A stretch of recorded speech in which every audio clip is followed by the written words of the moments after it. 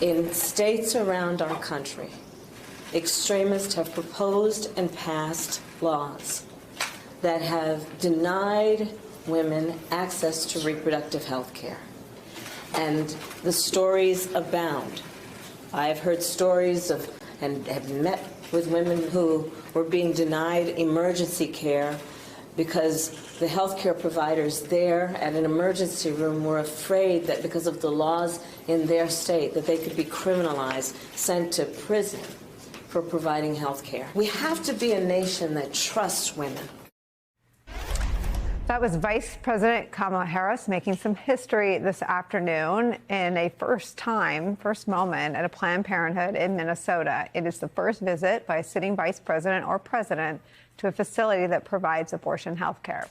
The visit is a sign of just how central the issue and the message of women's reproductive health access has been and is to the Biden-Harris reelection campaign, as voters all across the political ideological spectrum have signaled outrage about the attacks on reproductive health care in every single election that has been had since Roe was overturned by the United States Supreme Court. It comes in stark contrast to Republican elected officials' continued inability to say anything logical that speaks to voters, their own voters' concerns.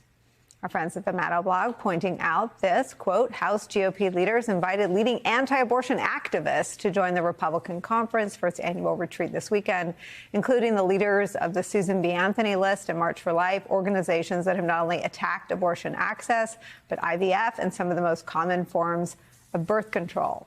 Joining our conversation, the CEO of Planned Parenthood North Central States, Ruth Richardson. She attended today's visit with the vice president. With me at the table, MSNBC political analyst, New York Times editorial board member Mara Gay.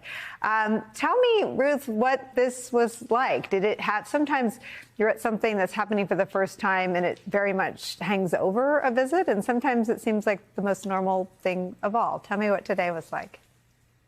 Well, today was a very historic day. As you said, the first time that a sitting vice president visited a Planned Parenthood.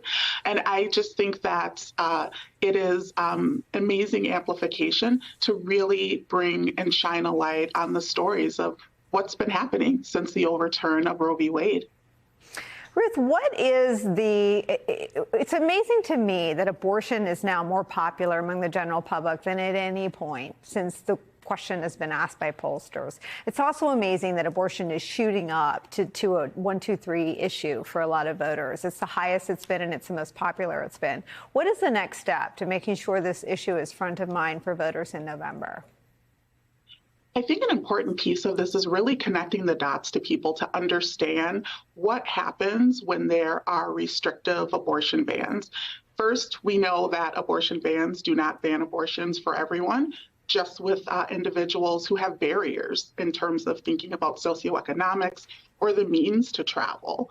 And I think it's also really important that people understand the harm that we have seen since the Dobbs decision as it relates to higher maternal mortality and higher infant mortality as well. And so really connecting the dots for people to understand that when you're restricting access to health care, it harms entire communities.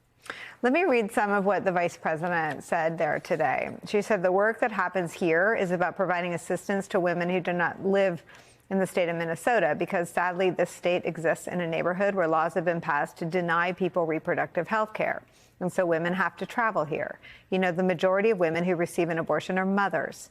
God hoping that she's got affordable child care. If she's working, God help where she's got paid family leave so she can figure out how she's going to get to the place that will provide for the health care she needs. Well, the work that happens in a clinic like this includes answering those questions for someone who might be in great distress. I feel like this was not known to a lot of people, that most women who seek out abortion health care already have families. It's true. The thing that was both powerful and clever politically about this visit today, you know, growing up, I'm 37, so, young enough to remember what this was like not that long ago. You know, we used to say, and Democrats used to say, that abortion should be safe, legal, and rare. And most people, of course, don't want to go to be in a position to have to get an abortion, of course. But there was something about that that kind of allowed abortions to exist as a shameful thing, even among those who were pro-choice or voted pro-choice. And I think now we're realizing that abortion is healthcare. Right. And to see the vice president go and travel today to this clinic to say, actually, this isn't shameful. This is part of healthcare for women in America. And this is important, it's necessary, and it should be a right and a human right. And I think that centering that need, that healthcare, back into the mainstream where it belongs was a really important message to women. This is so important. And there's almost a funnel, right, where birth control is the most noble thing that we're going to protect, along with IVF. And then rape and incest is always put out there as we have to protect. And of course those things are true. And of course those things are vital. And only a dystopian society takes birth control and IVF off the table and makes a rape victim carry her rapist child. But I agree with you. We've sort of lost the thread. Every woman in 2024 in a civilized state should have the final say about her body. Yeah, the other thing about this is the context here, unfortunately, is in the environment of political violence.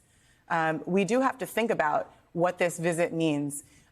This was centering not only to say that this is a very important, fundamental part of women's health care, but also, again, to say, you know what, it should be safe to go to these clinics. I know when I was a freshman at the University of Michigan, I was part of volunteers that used to escort women seeking services into the clinic because there would be protesters outside, and the fear was always that that could become violent. There have been abortion providers, in the United States who have been assassinated. And so given the context in which this is a practice that women are being shamed for, the providers are being shamed for, we have abortion providers, OBGYNs who have moved out of states like Idaho, fearing that they won't be able to provide services of many kinds for their patients, but also in some cases fearing for their lives. So this was actually, it shouldn't be a radical act, but I think it was in a way.